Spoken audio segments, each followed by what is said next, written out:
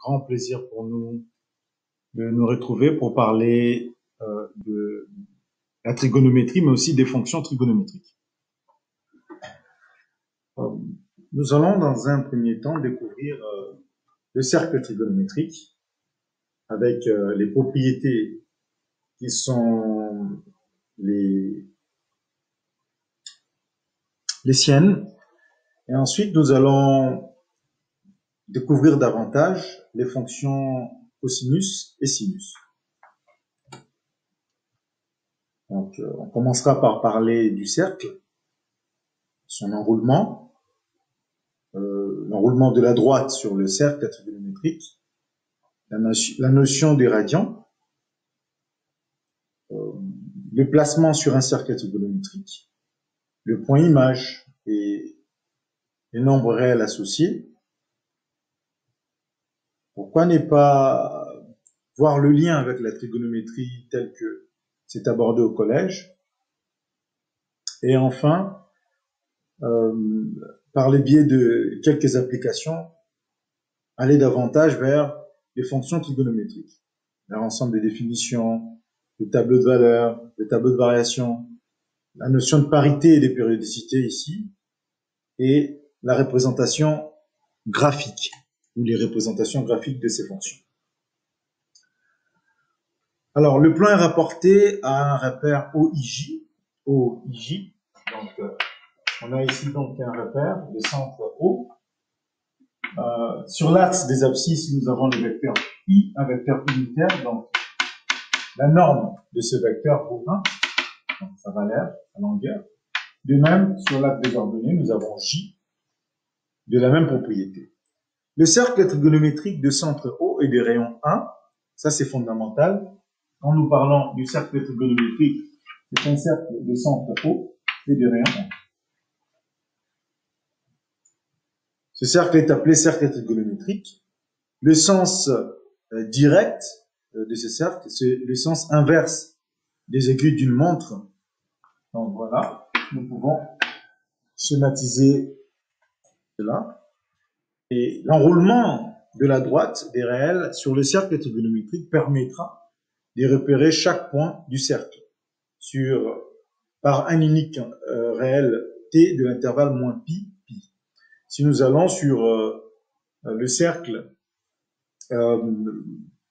et nous nous amusons à dérouler la droite des réels sur ce cercle, c'est-à-dire que l'étude ne sera plus de moins pi à pi ou de 0 à 2pi, mais l'étude s'étend à r, c'est-à-dire que il y aura plusieurs réels qui vont repérer le point M. Ils seront de la forme t, donc à l'instant t.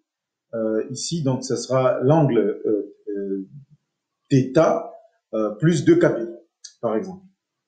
Ou si on note t plus 2 κ, avec k un entier relatif. C'est-à-dire que mon angle peut être à 2 κ pi près, avec k un entier relatif. En question flash, nous vous proposons le tableau suivant. C'est à vous de remplir et de faire le lien entre la mesure de l'angle en radians et la mesure de l'angle en degrés. Sachant que 2pi radians, c'est 360 degrés. Voilà. Ici, donc, nous pouvons vivre mieux cette notion de radian par correspondance, n'est-ce pas? Donc, si nous avons 2pi, c'est 360 degrés, donc pi, 180 degrés, pi sur 2, 90 degrés, etc. Et on nous questionne ici sur la longueur d'arc de cercle de rayon 1 et d'angle au centre de mesure 45 degrés.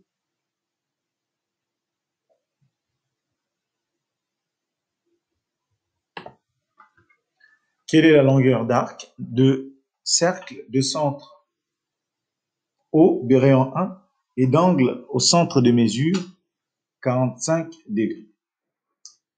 Donc, la longueur de l'arc de cercle, nous l'avions vu, par propriété admise ici, Pour calculer cette longueur, ça sera donc le rayon, en l'occurrence 1, multiplié par pi, divisé par pi radian, divisé par 180 degrés, fois A, l'angle en degrés. Voilà, le degré divisé par le degré. Cela a l'air cohérent d'un point de vue analyse dimensionnelle pour trouver donc la longueur de l'arc de cercle ici. Le radian. Le radian est la mesure d'un angle au centre qui intercepte sur le cercle C un arc de rayon 1. Propriété. La longueur L d'un arc de cercle de rayon R est d'angle alpha en radian, c'est-à-dire alpha entre 0 et 2pi par exemple, et L égale à R θ. R en mètres, son unité, L donc en mètres, et θ ici c'est en radian. L'analyse dimensionnelle prouve donc sa cohérence. La démonstration est immédiate. Je vous laisse la découvrir. Vous pourriez vous amuser à refaire autrement ou à me soumettre vos questions. Sur l'enroulement de la droite numérique, sachez que le cercle trigonométrique, tel que nous l'avons donné, en précisant le sens direct, se présente de cette façon. On a dit que c'est un cercle de rayon 1, donc attendez-vous à ce que la norme, la valeur, la longueur de ces vecteurs valent 1, respectivement. Et grâce à cela, plusieurs propriétés vont en découler.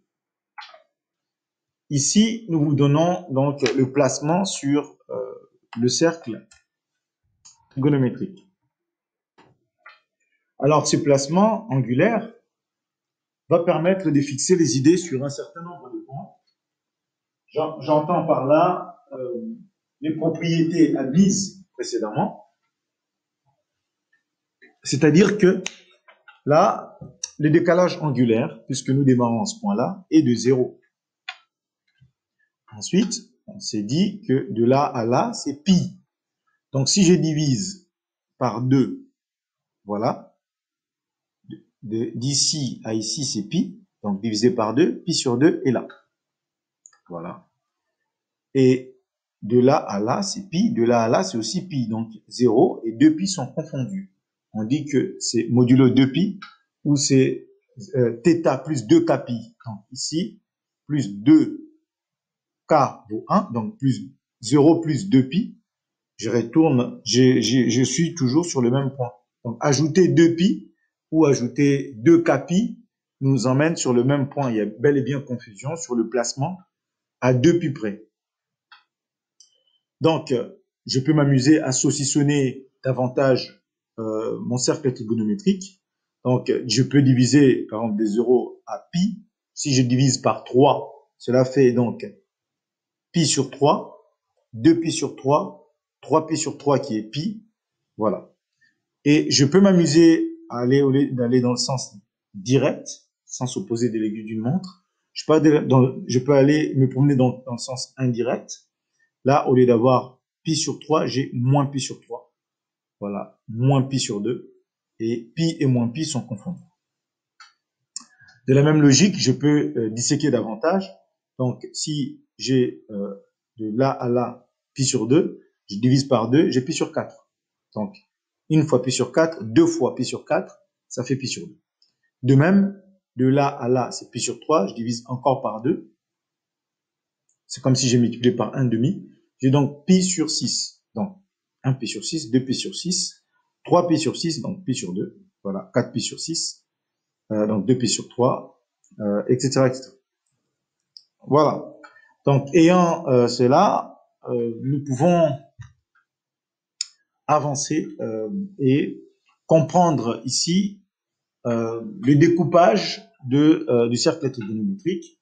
Je vous ai proposé un programme en Python. Vous pouvez tenter d'implémenter ce programme et de voir ce qui se passe quand nous coupons notre cercle trigonométrique en n morceaux.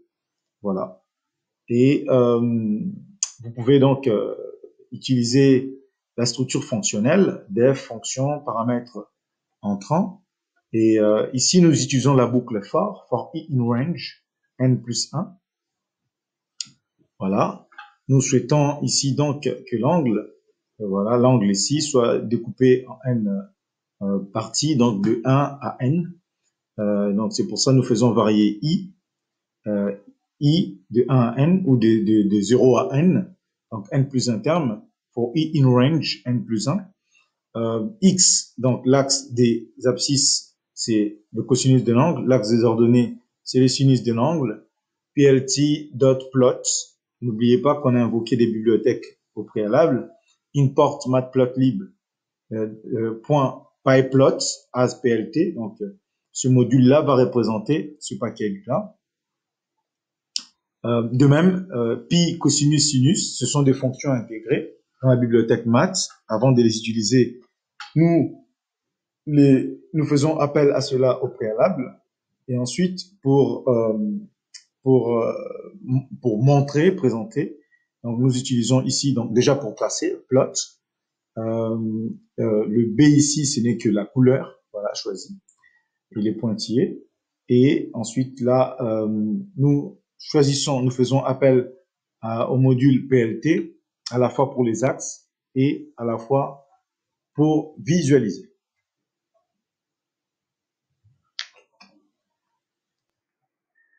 Point image et nombre réel associé. Propriété. La propriété dit que qu'il y a donc ici équivalence. Hein, nous nous retrouvons sur le même point à 2 pi près. C'est ça que ça veut dire. X égale à x' plus 2k pi ou plus k fois 2 pi. Voilà.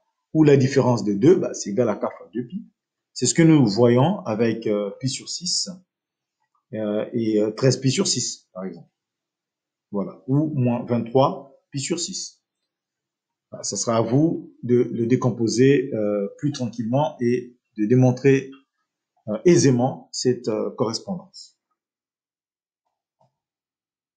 Et si nous voulons prouver cette correspondance davantage, nous pouvons utiliser un programme qui nous dit si c'est le même point image ou pas. Voilà, le programme vous a été proposé ici. Je vous laisse l'implémenter. Vous me ferez part de vos remarques. Donc, en guise de synthèse, j'ai un cercle trigonométrique, voilà, de rayon 1. Je lirai à ce niveau mes cosinus, à ce niveau mes sinus, selon les décalages angulaires. Voilà, par exemple, en 0, cosinus de 0 vaut 1, sinus de 0 vaut 0. En pi sur 6, cosinus de pi sur 6 vaut racine de 3 sur 2, sinus de pi sur 6 vaut 1 demi. Pi sur 6, pi radian, c'est 180 degrés, divisé par 6, ça me fait 30 degrés. Voilà. Donc, je vous laisse jouer comme ça sur les angles et sur les coordonnées du point, la façon dont on peut repérer les points, sachant que le couple vous donne toujours la valeur de cosinus, sinus, cosinus, sinus, cosinus, sinus, selon les angles pi sur 6, pi sur 4, pi sur 3, etc., etc. Voilà. Donc, c'est à vous maintenant de vous approprier ce cercle trigonométrique et d'en faire davantage pour mieux l'approcher, sachant que vous pouvez utiliser votre calculatrice également, pas tout le temps. Il y a des exercices où il faut réfléchir sans calculatrice, mais au cas où, sachez que il faudra jouer sur les angles. Si l'angle d'entrée est en radian, pensez à aller régler votre calculatrice en radian ou en degrés selon les besoins. Cosinus et sinus. 1 met le point du cercle, image d'un nombre réel x. Le cosinus x se note cos x ou cos de x. Donc c'est l'abscisse du point M. Le sinus de x se note sin x. C'est l'ordonnée du point M. Voilà, abscisse ordonnée. Par exemple, pour l'angle pi sur 6, sinus de pi sur 6, c'est égal à 1,5. Cosinus de pi sur 6, c'est racine de 3 sur 2. Je vous renvoie au cercle trigonométrique. Pi sur 6. Cosinus de pi sur 6, c'est racine de 3 sur 2. Sinus de pi sur 6, c'est 1,5.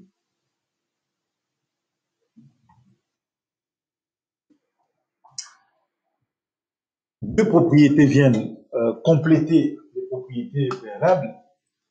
Tout d'abord, notez que cosinus de x est compris entre moins 1 et 1. De même, sinus de x est aussi compris entre moins 1 et 1. La démonstration est immédiate.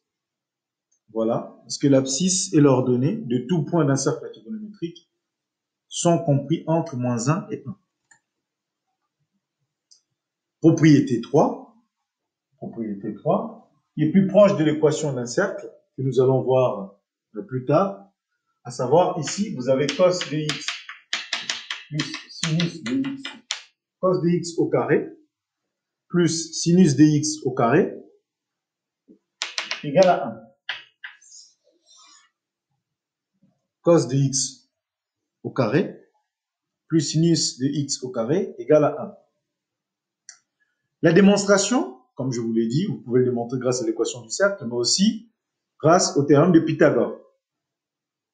Voilà, je vous ai donné la démonstration en prenant un point M du cercle. Voilà, un point M du cercle, tel que je me mets sur un point M. Je projette ce point-là au point H. J'ai donc un triangle OHM, rectangle en H, puisque c'est une projection orthogonale. Et je peux soutenir que OM au carré égale à OH au carré plus HM au carré. Or, OH, c'est le cosinus de l'angle en question. Et HM, c'est le sinus de l'angle en question. Voilà, le théorème de Pythagore s'applique et nous pouvons soutenir ce que nous avons soutenu. En ouverture, sachez que l'équation d'un cercle de centre AB, c'est x moins a au carré plus y moins b au carré égale au rayon au carré. L'équation d'un cercle, c'est x moins a entre parenthèses au carré plus y moins b entre parenthèses au carré égale au rayon au carré. Alors, cette équation du cercle, si nous prenons le cercle de centre 0, 0, l'équation devient x carré plus y carré égale au rayon au carré.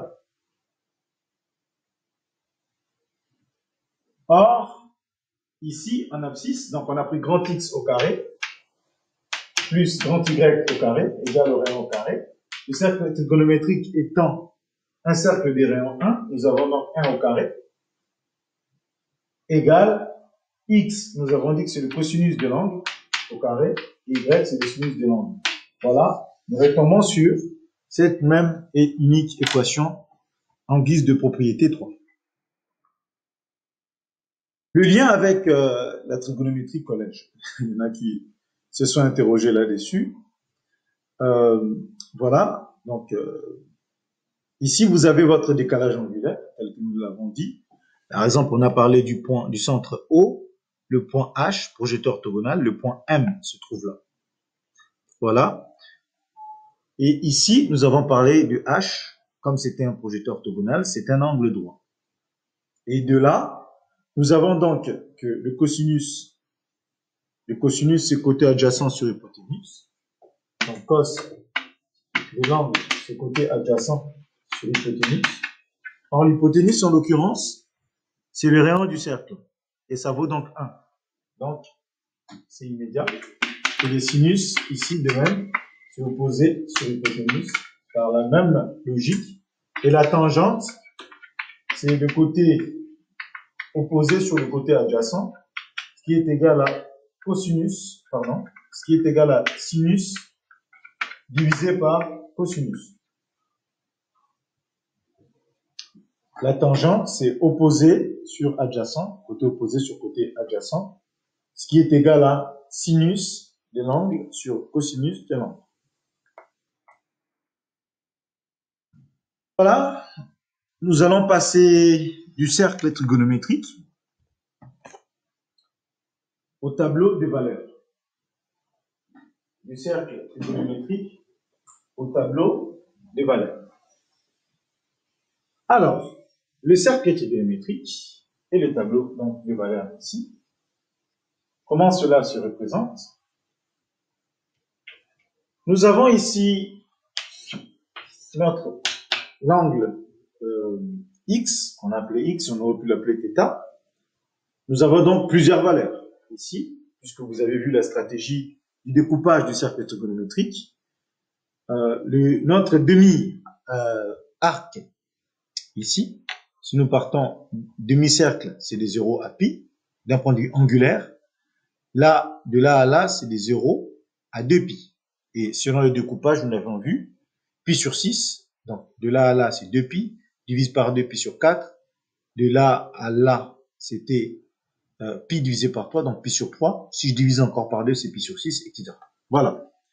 Donc, et de ces angles-là, nous lisons les valeurs de cosinus et les valeurs de sinus. Donc, cosinus de 0, nous avons dit que c'est 1.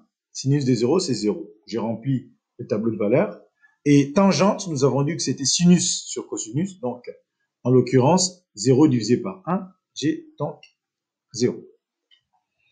En pi sur 6, pour l'instant, nous admettons ces couples de valeurs. Nous allons les démontrer. Voilà donc le tableau qui en découle.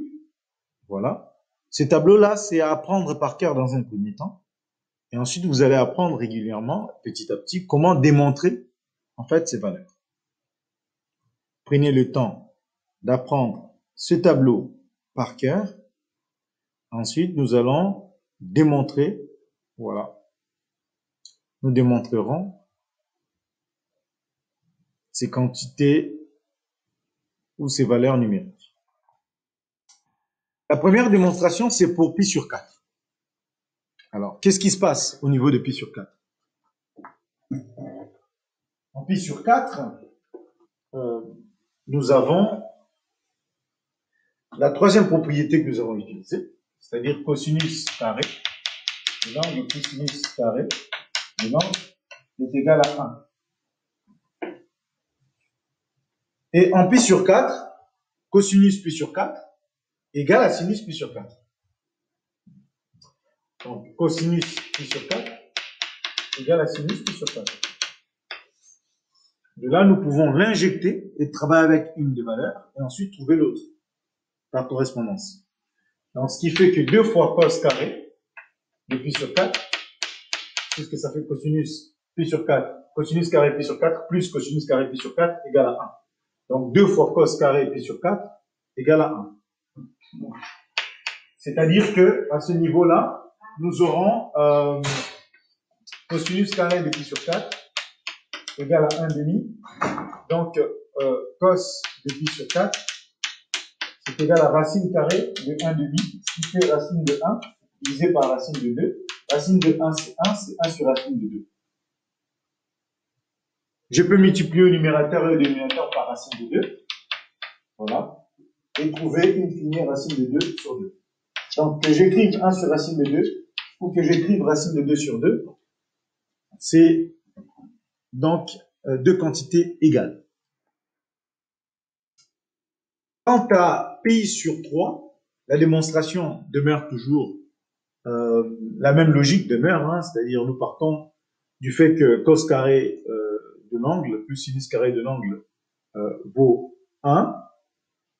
Par ailleurs, il faudra noter par des arguments géométriques que 3 fois cos carré de pi sur 3 égale à sinus carré de pi sur 3. 3 fois cos carré de pi sur 3 égale à sinus carré de pi sur 3. Nous allons l'injecter dans l'équation. L'équation deviendra donc 3 cos carré de pi sur 3 plus cos carré de pi sur 3 égale à 1. Autrement dit, 4 cos carré de pi sur 3 égale à 1. Donc, cos carré de pi sur 3 égale à pi sur 4. Et donc, cos de pi sur 3 égale à racine, donc à l'intérieur de la racine, 1 sur 4, donc racine de 1 quart, ce qui fait racine de 1 divisé par racine de 2, pardon, racine de 1 divisé par racine de 4, ce qui fait racine de 1 c'est 1, racine de 4 c'est 2. Ayant trouvé cela, je reviens sur le rapport. Donc, je trouve que cos de pi sur 3 au carré, c'est égal à 1 quart. Ce qui va impliquer que, on a dit que 3 fois cos carré de pi sur 3, c'est égal à, donc 3 fois 1 quart, donc c'est égal à 3 quarts. Et ça vaut sinus carré de pi sur 3. Donc, si sinus carré de pi sur 3, c'est 3 quarts, sinus de pi sur 3, c'est racine carrée de 3 quarts, ce qui fait racine de 3, divisé par racine de 4, ce qui fait racine de 3 sur 2.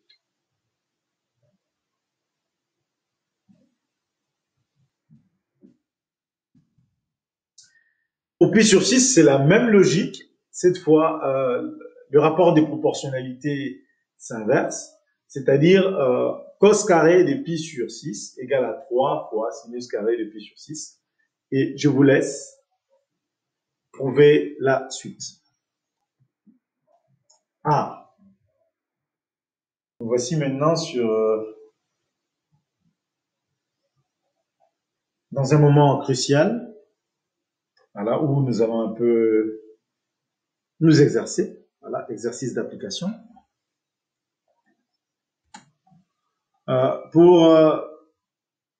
Au niveau des applications ici, nous vous demandons de résoudre deux équations. Donc, l'équation cos carré de x égale à 3 quarts. Première question. Deuxième question, sinus carré de x égale à 1 demi. Vous pouvez utiliser la touche pause. Donc, cos carré de x égale à 3 quarts. C'est-à-dire que cos de x égale à racine de 3 sur 2. Alors, pour trouver l'angle qui correspond à cela, il suffit pour nous d'aller regarder dans le tableau. Voilà, cosinus de racine de 3 sur 2. Nous trouvons que l'angle vaut pi sur 6. Voilà. Et donc ici, si nous cherchons l'angle tel que le sinus carré de x va aussi 1 demi, nous trouvons que cet angle, c'est aussi pi sur 6. Donc, il y a bel et bien correspondance. Donc, pour résoudre cette équation, c'est l'angle pi sur 6 qui convient le décan.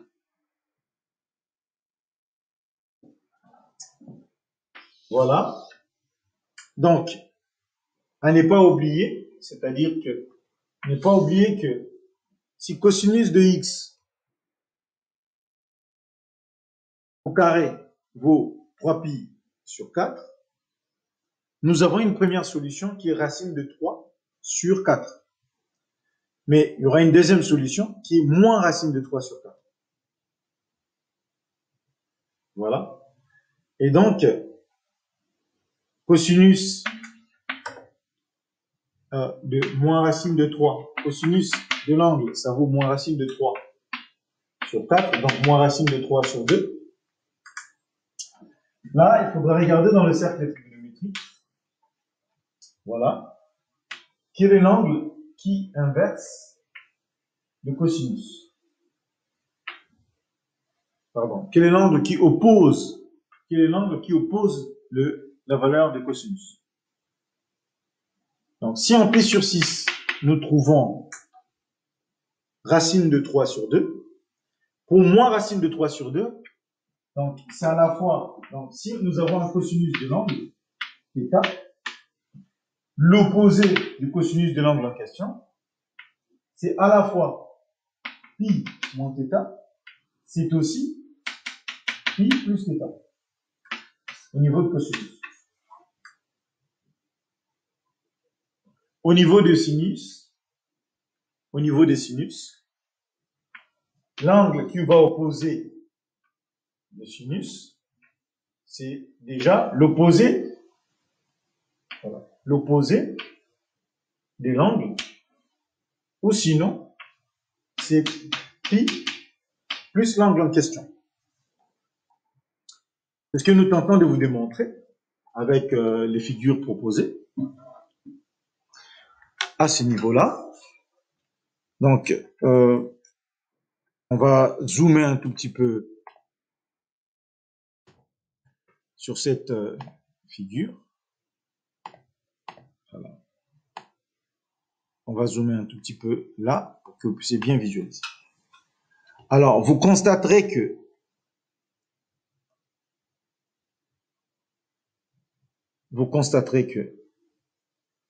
si j'ai l'angle à ce niveau-là, l'angle X, et donc cet angle-là vaut cette valeur, la même quantité opposée est là. C'est pi moins l'angle en question, et pi plus l'angle en question. Donc là, si cosinus de pi sur 3, c'est racine de 3 sur 2, si j'ai cosinus de x égale à moins racine de 3 sur 2, la valeur des angles ou les valeurs des angles correspondants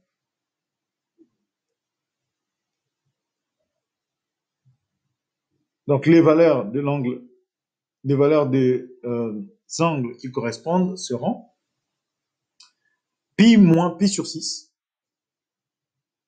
donc 5 pi sur 6, et pi plus pi sur 6, donc 7 pi sur 6. Donc, vous retiendrez que cosinus de pi plus x égale à moins cos de x,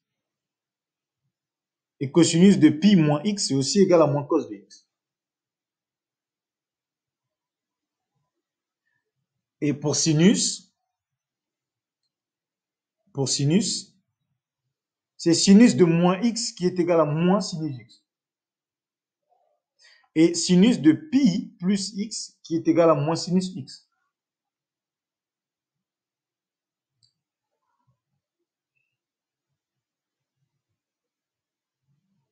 Voilà. Je vous laisse découvrir toutes les propriétés. Vous verrez que cosinus de moins x égale à cos de x. Cosinus de pi sur 2 moins x égale à sinus x. Sinus de pi sur 2 moins x, parce que j'ai l'angle x qui est à ce niveau-là. Voilà. Si je fais pi sur 2 moins x, je suis à ce niveau-là. Je vais constater que la valeur que j'obtiens en sinus, la valeur que j'obtiens, pardon, pour cosinus de pi sur 2 moins x, cette valeur-là est là, c'est la valeur identique que j'obtenais pour sinus de x. Même longueur. Voilà, ça sera à vous d'exploiter. Le fait est que cos de x est là, cos de x est là, sinus de x est là. Je vais en pi sur 2 moins x. Je constate que le cos de pi sur 2 moins x, c'est égal à sinus de x. Même longueur entre ça et ça. Et le sinus de pi sur 2 moins x, ça là, c'est identique au cos de x. Cos de x, c'est cette longueur-là. Sinus de pi sur 2 moins x, c'est cette longueur. Voilà, donc je vous laisse découvrir et manipuler davantage ce cercle trigonométrique, de façon à ce que ces propriétés ne deviennent plus des choses apprises par cœur, des relations apprises par cœur, mais vous l'appropriez, voilà, en schématisant sur les cercles trigonométriques.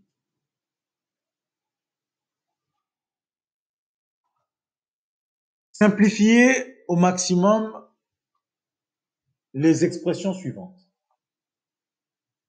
Simplifiez au maximum les expressions suivantes. Ce n'est que l'application directe du cours, puisque nous avions vu ici, sinus donc de pi sur 2 plus x, sinus de pi sur 2 plus x, c'est cos de x, et sinus de pi sur 2 moins x, pi sur 2 moins x, c'est aussi cos de x, donc la quantité nous donne donc 2 fois cosinus de x.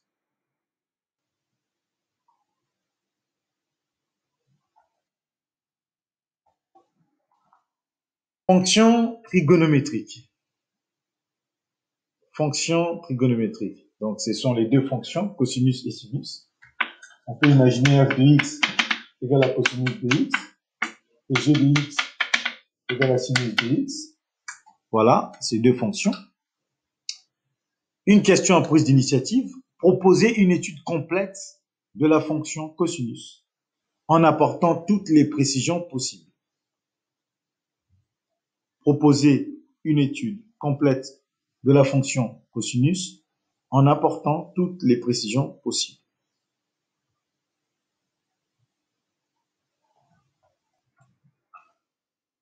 Voilà, donc il s'agira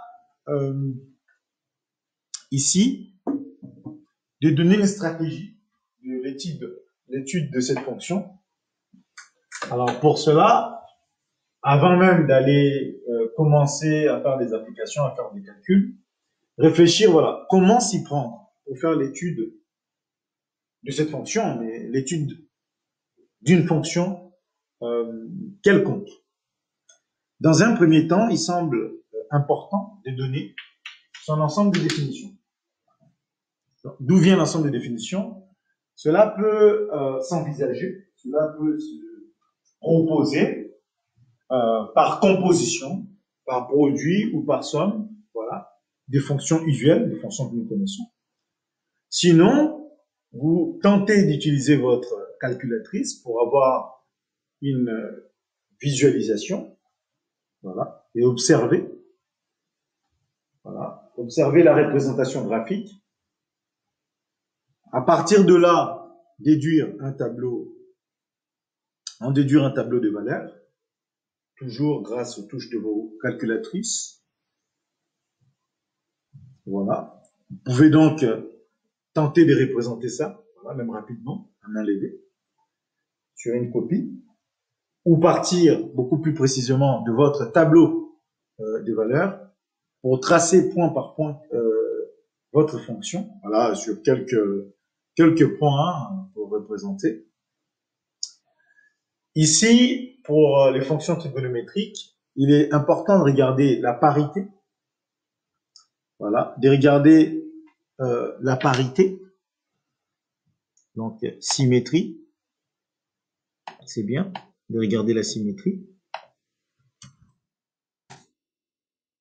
Et regarder également la parité. Est-ce que cette fonction est paire ou est-elle impaire? Voilà. Et là, nous pouvons donner une représentation graphique beaucoup plus précise et parfois nommer la lieu. Voilà. Et en déduire un tableau de variation bien précis. Sans plus tarder, pour la fonction cosinus, nous avons cos qui prend x et lui associe cos de x. Voilà, nous venons de nommer notre fonction. Le tableau de valeurs que nous avions vu au préalable, nous l'apprenons. Voilà.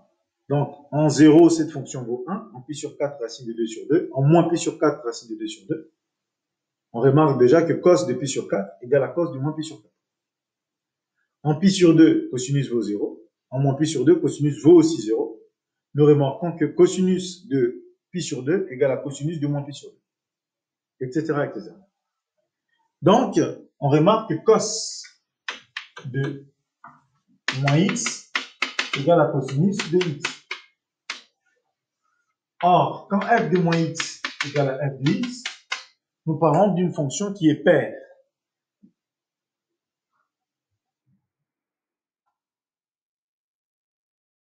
Une façon d'approcher la représentation graphique, grâce à Python, ici, nous invite à utiliser les bibliothèques classiques pour tracer.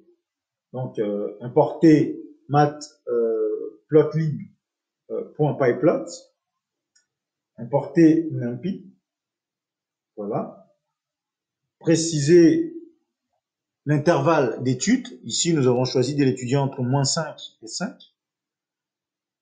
Et nous voyons que cette fonction est périodique, a une périodicité. Voilà. Là, on a tracé à la fois sinus de x et cosinus de x. On ne sait pas vraiment distinguer qui est qui. Alors, grâce à quelques valeurs, nous pouvons savoir qui est cosinus, qui est sinus.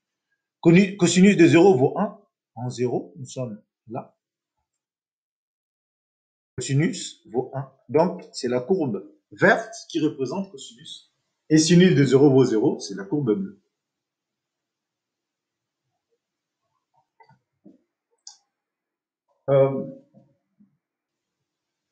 Vous pouvez bien sûr représenter, donc implémenter cela dans votre machine.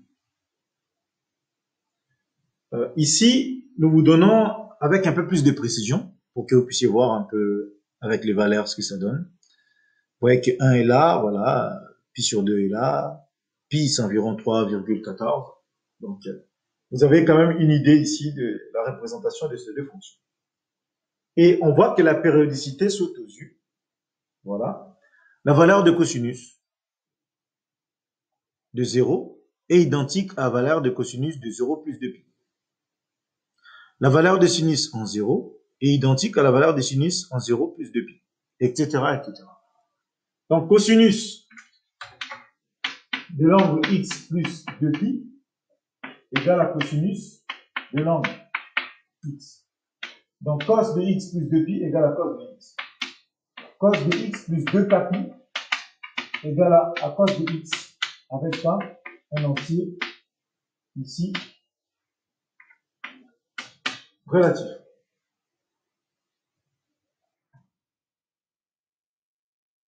Donc voilà la parité. On va mettre la parité en mots. On a vu que cette fonction était paire. Donc f de x égale à f de moins x.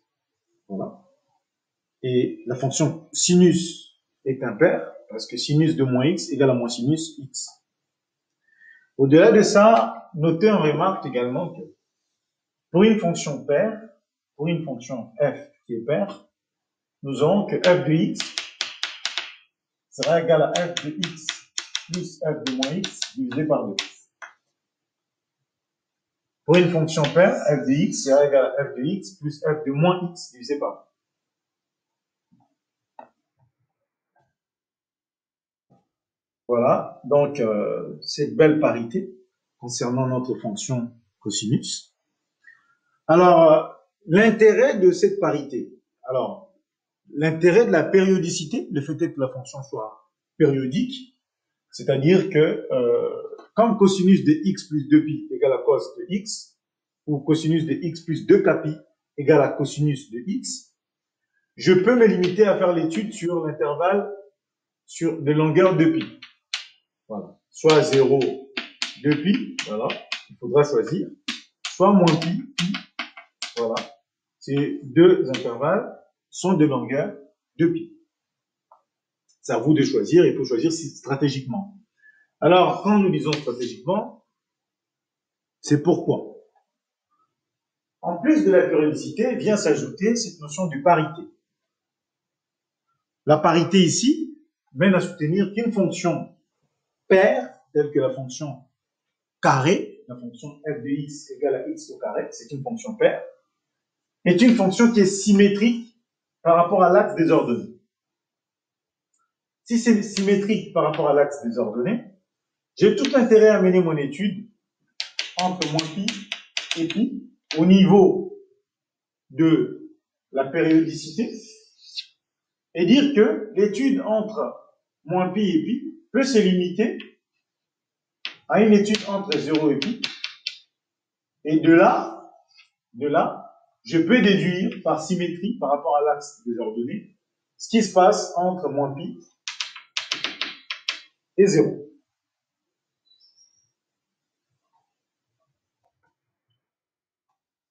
Voilà, donc je réduis mon intervalle d'étude stratégiquement. La fonction paire, en l'occurrence cosinus, a une symétrie par rapport à l'axe des ordonnées.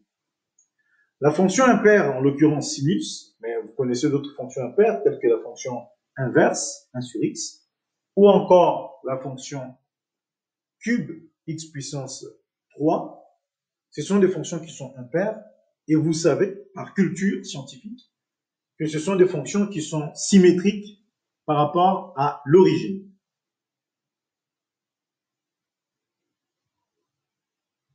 Fonction paire symétrique par rapport à l'axe des ordonnées. fonction impaire, on voit la symétrie ici. Donc, si on mettait notre miroir ici, on voit de là, on peut déduire ce qui se passe ici.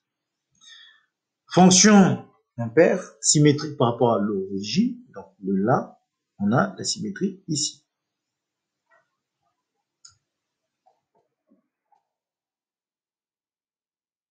Voilà, donc, et on déduit cette symétrie par rapport à l'axe des ordonnées. L'axe des ordonnées se note OY. Voilà. Voilà, c'est ça l'axe des ordonnées. Nous allons donc restreindre notre étude de moins pi pi, moins pi pi à 0 pi. 0 pi. On a restreint notre étude à ce niveau-là. Voilà. On aurait pu juste dupliquer ici et dire que dans un premier temps, notre étude peut se limiter ici. C'est-à-dire de 0 à pi. Et par symétrie, nous allons déduire, si de 0 à pi, ça fait ça, par symétrie, nous allons déduire ce qui se passe ici. De moins pi à 0, par symétrie. Donc, voilà, on va prendre l'étude de 0 à pi. Voilà. Et là, par symétrie,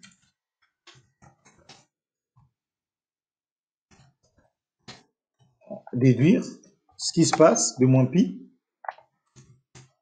à pi. Voilà. Vient donc un point important. Donc, selon si vous avez fait le chapitre qui concerne la dérivation ou pas, nous nous mettons dans l'hypothèse où vous avez étudié ce chapitre sur la dérivation. Donc, si vous avez étudié, vous avez fait ce chapitre sur la dérivation, nous pouvons proposer une étude grâce à la dérivée, c'est-à-dire le signe de la dérivée de cosinus de x, sa dérivée donc, cos prime, le signe de cos prime nous permettra de trouver la variation de cos. Seulement, quelle est la dérivée de cosinus? On s'interroge donc sur la dérivée de cosinus de x. Alors, pour trouver cette dérivée, nous allons procéder comme nous procédons habituellement, c'est-à-dire exprimer le taux d'accroissement, et ensuite calculer la limite du taux d'accroissement, donc la limite de TH quand H tend vers 0. Le taux d'accroissement, c'est f de x plus h, moins f de x sur h.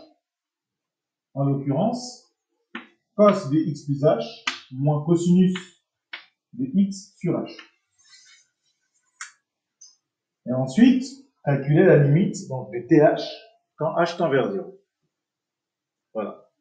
Il va vous manquer quelques points. On va vous donner ces points-là.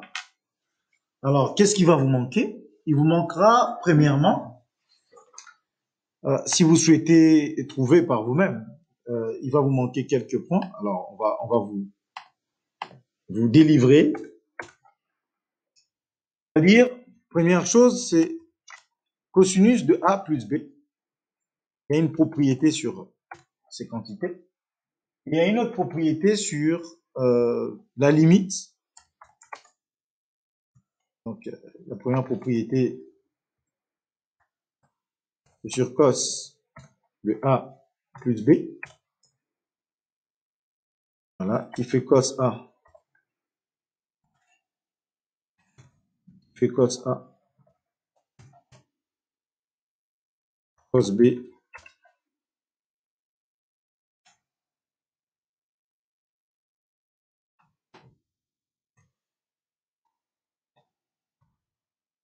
Moins sin A. Sin B. Voilà, ça c'est pour cos de A plus B. C'est-à-dire que cosinus de x plus h c'est cos x, cos h, moins sin x, sin h. Ça, c'est le premier point important. Le deuxième point important, le deuxième point important,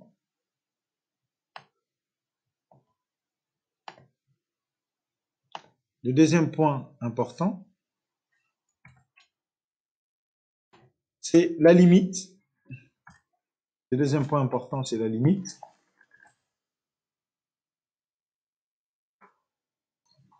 Le deuxième point important, c'est la limite.